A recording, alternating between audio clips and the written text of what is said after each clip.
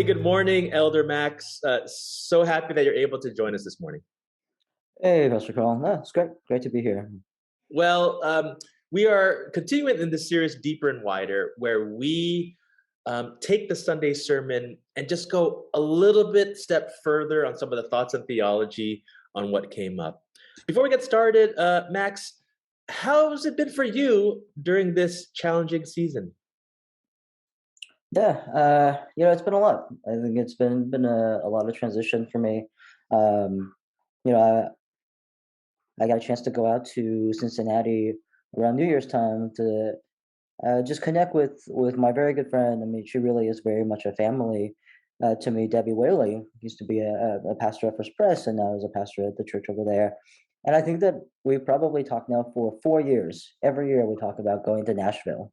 Oh, And Nashville is apparently to Cincinnati like Lake Tahoe is to here. It's a 4-hour drive. A lot of yeah. people have their summer homes there, and it was like this is the year we're going to finally do it. And then we get there, and very clear, right? Like the day before, everybody comes down with Omicron. She's on the phone dealing with all of the cases, um, and there was just sort of like this weird grief and also the creativity of saying, well, we're not going to go anywhere. What would the most staycation thing look like for us? And it was like effectively staying up late and then going to the part of the house where she never hangs out, her basement. And we watched all 5 of the Daniel Craig James Bond movies. Okay. I just think, yep, you're taking a lot of different ways to be creative. And at the center of it, there's still the grief of what has been lost. Mm, So mm. I mean that's what the season is like. Well, And thank you. maybe that's a really good segue into the sermon that I kind of feel like, oh, I'm experiencing a lot of this.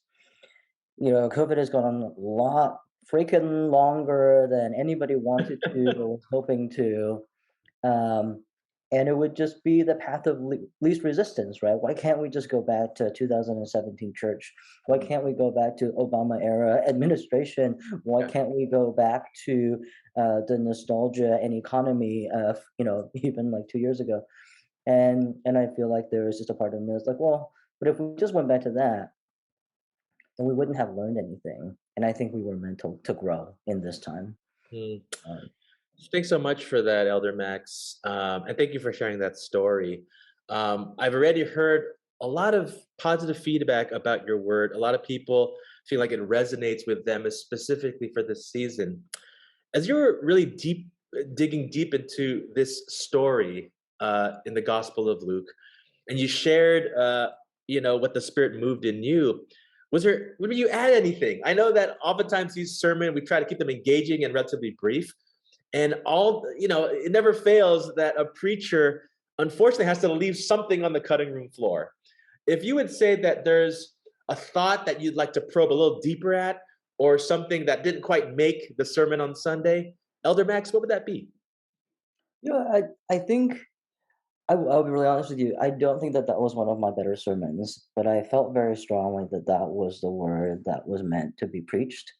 Um, and I also felt like there were things that, as a reader who was reading any kind of story and a pattern matcher, you start to notice, like, wow, like you look at the story, and actually, there's some things that give us hints about how Luke structures the entire book in the first place. I don't think it's by accident that it starts in the temple and then the last word in the Gospel of Luke is also in the temple. What's interesting in Acts, when we talk about Pentecost, Mm. it says that they were in an upper room, but at the end of Luke, it says that and they were in daily in the temple. Mm. So there's some people who would say Pentecost didn't happen in a private room. Pentecost happened in the temple in Jerusalem, Mm. and that would change a lot of the way that we read, right? How the church is meant to invigorate itself. I don't think it was by accident that Jesus says, "Why were you looking for me?" And it kind of sounds like that part in the end where the angels say to Mary, right? "Why are you looking for the living among the dead?" So there are these like little pieces. Um, that kind of bring to life elements of the text and make me love it even more because you know that this was a crafted uh, piece of literature and they were brilliant craftsmen. But I think the thing that really it was difficult to talk about the importance of growing and not taking any shortcuts in growing, and also to talk about just like how the Bible loves the humanity of Jesus so much, right? That there's this God loves humanity so much that he built it into his identity. Most childhood stories of great men are not about their humanity. It was about their, you know, did Jesus perform any miracles? Did he like right get mad and then somebody flew across the air? What was his superhuman moment? Yeah. And I think one, the gospel is very clear. The turning of the water into wine when he was an adult is the first miracle. So he did not perform any miracles when he was growing up. And then this, right, is just so not a the superhuman moment either. And that was out of all the stories, the one that was included. And I just think that it says so much about the kind of God who truly empties himself, right, to be with us, to be incarnated with us, and did not think that was beneath him or a resentment or even right somehow a debasement or uh, like take crippling right a crutch that takes away his ability to be fully God or to fully preach the gospel, Mm.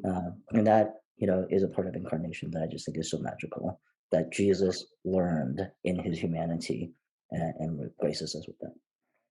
It's so interesting you bring up those aspects of the narrative. When we look at a gospel, we kind of consider it an ancient biography, beginning with the birth of whichever historical figure you're looking at up until his death. But Luke, want to remind us that it's a two-volume story. The evangelist Luke started with his gospel, which is the narrative of Jesus' life. But then volume two, by the same author, talks about Acts, which is the story of the church. And so taken together, the full movement of that two-volume story is the birth of Christ, and then his death, and then the birth of the church and the expansion of the church. And one might say that we are, in fact, the ongoing narrative continuing from Acts. In fact, it's probably through the labors of the Apostle Paul, whose mission it was to reach out to the Gentiles, that all of us who would more or less be considered Gentiles are now part of that story. So I'll ask you this, Elder Max. How does this word, this little story about Jesus disobeying his parents and being in the temple, how do you think it speaks to our church today in this moment? I think that it is for me an illustration that the gospel you learn when you're 5 is not the gospel that you learn when you're 10, not the gospel that you have when you're 40. And in the same way, the church when it was an infant is not the church when it was an adolescent, is not the church of today. Yeah. And that the goal isn't to go back to some sort of perfected nirvana state. The goal is not to go back to Eden, right? But the goal is in itself to be transforming and transformed and evolving so that you can be constantly speaking in incarnational truth Mm, to the people in the life that you've experienced. mm. Now, Elder Max, you've been with OCC right from the very beginning. I don't know if everyone knows that. And so you must remember when OCC started in living rooms, and then there was a summer where it took a tour of different locations. And then a few years ago, landed at where we are at the building we're at right now. And now finding ourselves in many ways back into living rooms. Share what the experience of that church that isn't the same, that continuously evolving, as you reflect on where OCC is now, what's your takeaway? I think the thing that I fear the most for OCC is that it is changing but not growing. And growing in numbers is not the same thing as growing in depth or worship or discipleship. Um, yeah, I think that there were seasons of time. You mentioned this, right? You could have a lot of different locations, but you're actually just doing the same thing, trying to find a home, right? Like it was actually the change was more a result of instability than a transformation. And I think that we're now in a place where we may mistake transformation for instability, and I don't want the opposite of that to happen either. Right? I think that we're actually growing we're doing a lot of really hard work to go deeper in the way that we are church. Mm, And if you looked at all the changes and thought about my own my mental health state and burnout and said, I can't take just one more change, anything else that's not familiar just feels bad, then I think that we would be mistaking transformation for instability. And I don't want us to do that. I think that there is resurrection moments that are built into the church, and this is one of those. And I also think that there is something um, that is so lovely about being able to look around the Zoom room and see the faces and remember my life with you exceeded the period of this Zoom call. I have a real relationship with you that doesn't feel like a real relationship now, but like that's my psychology playing a trick on me and not the truth of what the church is. Mm. So yeah, so I think that there are some of those things where we have this beautiful mission statement: people who don't belong together gathered around Jesus for the sake of those who don't belong, and that is a powerful mission statement that still speaks to people.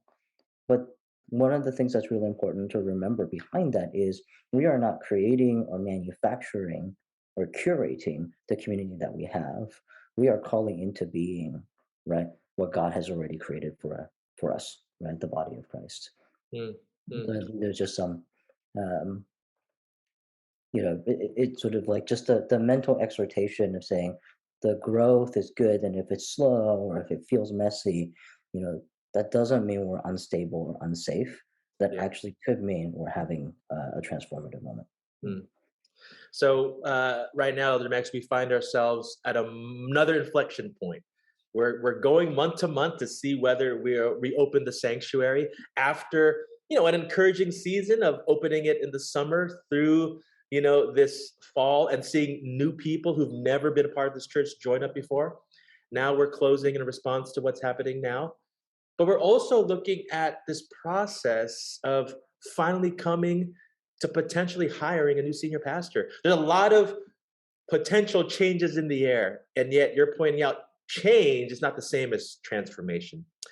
So I would ask you, as someone who was here from the beginning of the church, who's now an elder, who's walked through these changes the last couple of years, what's your encouragement to Oakland City Church in this particular moment in time?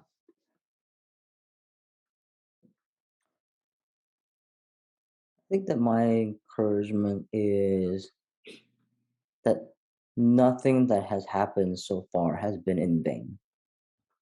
Um, and I do think, that there's a call to go back to or our origin story, right? Why did you leave wherever you were that was more comfortable to come here to do this very hard thing?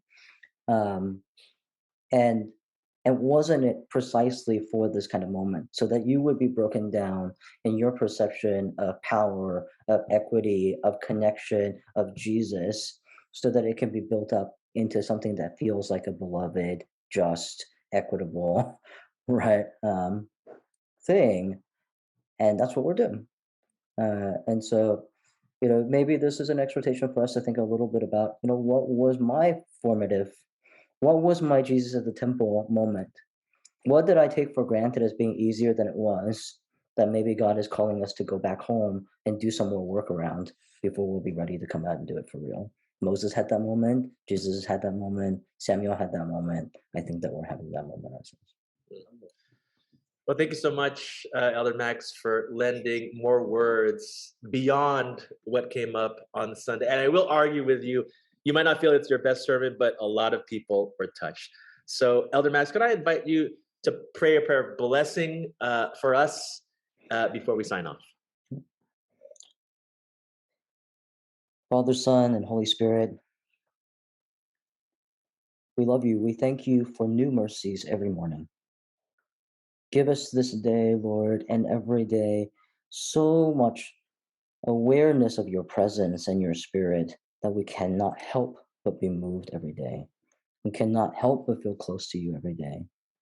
God, will you bind us together? You make us your church, not our mission statement, not our worship services. You call us to be family with each other. Help us to lean into that in this season, even in all the moments when it feels so hard and so far away. I pray, Lord, that you will bring and prepare for us the new pastor. I pray that you will continue to bless Carl and those on staff and the leaders of the church that are coming in and just trying to follow you. May we have clarity and grace and patience in the way that we care for this community. Thank you, Lord, that you did not take any shortcuts in the growing so that we don't have to be ashamed of the awkward moments when we do. And we pray this in the name of your Son, Jesus Christ. Amen. Amen. Well, thanks so much, Elder Max, for sharing today. And thank you, OCC, for participating. We'll catch you on the next Deeper and Wider. Bye bye. Bye, church.